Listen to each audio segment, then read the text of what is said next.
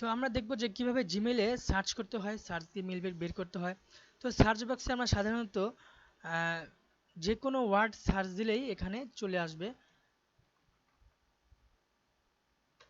দেখুন এখানে সার্চ দিচ্ছি, আমাদের এই নামে যত মেইল আছে সেখানে এটা এসে পড়েছে।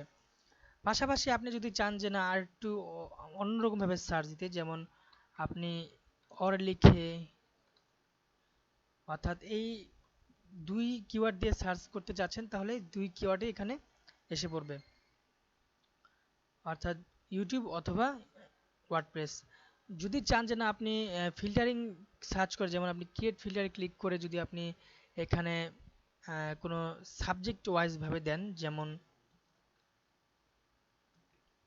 কমটিয়া, এখানে যদি চান আপনি জানেন এটাতে এখানে কিছু এই এই সাবজেক্টে যদি কোনো অ্যাটাচমেন্ট ফাইল থাকে তাহলে অ্যাটাচমেন্ট ফাইল শো করবে।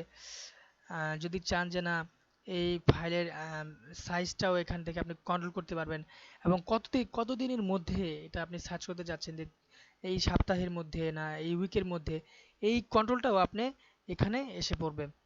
এবার আপনি যদি এখানে সার্চে ক্লিক করুন, দেখুন যে এখানে কম্পিটিয়া নামে যত মেল এখানে অটোমেটিক এসে পড়েছে। সুতরাং ফিল্টার ওয়েতে সার্চ করলে খুবই আহ, অসাধারণভাবে এটি কাজ করে। শুধু তাই না, আপনি এখানে ওয়ার্ড দিয়েও সার্চ করতে পারেন। যেমন আমি লিখছি, এবং আমি চাচ্ছি যে এটা প্রায় এই মাসের যত মেইল আছে সব মেইলকে সার্চ করতে, এই ওয়ার্ড দিয়ে আমি সার্চে ক্লিক করে দেখুন এখানে সবগুলো মেইল এখানে এসে পড়েছে, অর্থাৎ এই মাসে ওয়ার্ডপ্রেসের যত মেইল আছে এখানে এসে পড়েছে।